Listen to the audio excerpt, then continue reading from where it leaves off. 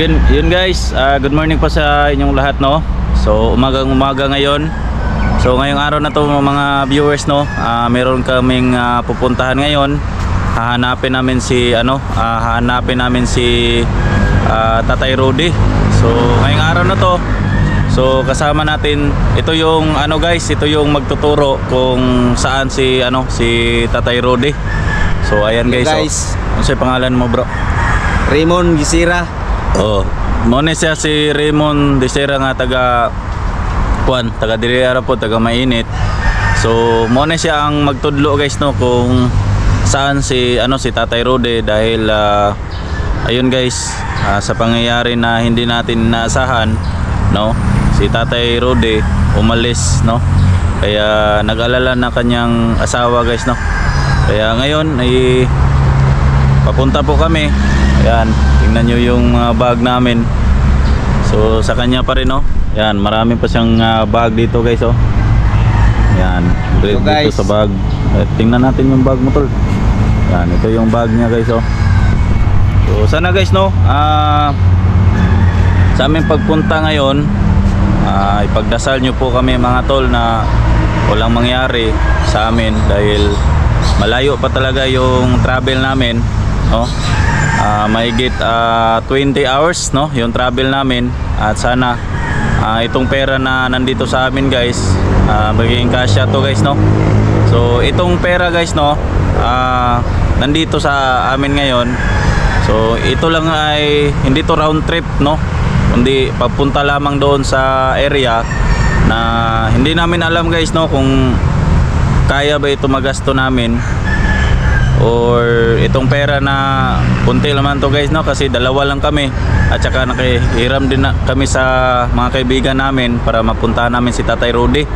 At sana sa mga viewers natin, sa mga sumusuporta sa mga video natin, no, maraming salamat sa inyong suporta, no, kahit kaming dalawa ngayon naghihirap na. May asawa ka, tol? Yes. Ha? Na asawa? Opo.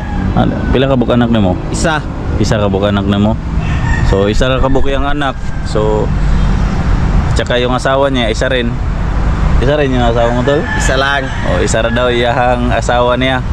Una nga biyahan lang yun yung asawa guys, no, para tumulong niya sa atin guys. Sana guys suportahan nyo pa rin kami, no, sa aming paglalakbay ngayong araw na to. Medyo malayo pa talaga at inihiling ko po sa inyo na yung suporta nyo guys, na sana maging okay yung pag-travel namin dahil dadaan pa po kami sa Asam Tagid dito sa Talaingod, no? Talaingod.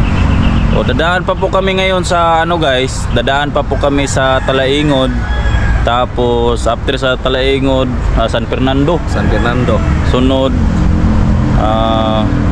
hindi, yung una Valencia. hindi, sa Tagum. Tagum. Dadaan pa po kami ngayon sa Tagum. After sa Tagum, Kapalong. After sa Kapalong, Talaingod. After San Fernando, sunod? Valencia. Ano pang, basta guys, malayo pa. Dadaan pa kami sa Lantapan Bukidnon. Ano pa ba yung sinasabi sa yung sa mapa guys, kasi nag-research po tayo sa mapa na dadaan kami sa dyan na area. Malayo pa kasi. So darating siguro kami doon na mga anong oras nga, alas 7 na ba? Alas 7 na siguro. Alas 7 mga siguro darating kami doon sa Valencia kasi lang kami ng motor, magpakyaw lang kami ng motor guys, no. Papunta sa Valencia kami manakayan, Valencia kami mag-drop, tapos maghanap naman kami ng pwede namin masakyan. Basta guys, siguro mga gabi na siguro, no, kaya umaga ngayon kailangan kaming umalis ni usay pangalan mo, tol? Raymond, si Kuya Raymond. So kailangan kaming umalis guys dahil ayun, para makarating kami doon sa area na okay ba, baka madaanan namin yung Talaingod ngayon guys, baka umulan ba, delikado yung area doon. So pagdasal nyo po kami guys na walang mangyari So ayun guys, no, ito lang po ay update lamang sa sitwasyon natin. At bago ang lahat, mega love shoutout sa lahat ng mga viewers, no. Basig na kayo shoutout tol. Shoutout mong asawa nimo. Shout out dahil ko sa akong asawa tira og sa akong bata na si Joy Feliciano o si Jurisami. Shout out dahil ko. Mo ni siya guys, no. Ito ang gi-kuha niya, gi-shoutout. So mag-shoutout din po ako guys, no, kuya. And shoutout din kay sino ba yung nakalimutan natin. Basta lahat ng mga viewers natin na kaantabay sa ating video. So maraming salamat po sa inyong suporta. At ngayon guys, ito na po yung hiniling nyo, no. Hanapin natin si tatay kasi nag-alala na yung anak niya dahil sa sitwasyon nila. Kaya yung bundok guys, no, pinabayaan ni Tatay Rudy. Kaya umalis na din si Tatay Rudy para walang gulo. Kaya yung asawa niya guys, kagabi, no, nakita ko talaga guys, umiiyak.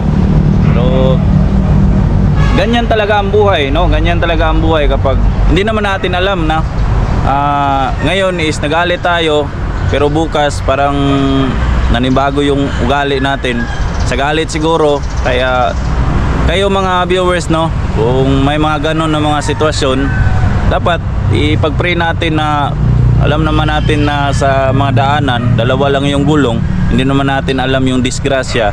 Kaya nagalit yung asawa niya. Kaya kayo, kung may mga ganun ba, ipagdasal lang natin na maging okay yung pag-drive ba, walang disgrasya, ganun tayo.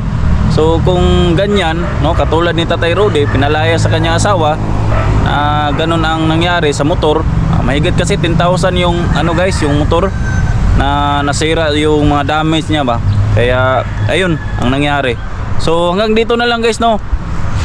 Maraming salamat po sa inyong suporta. God bless po sa inyong lahat. So papunta na po kami, tayo na tol. So ayan, papunta na po kami doon. Sama natin si Kuya Raymond.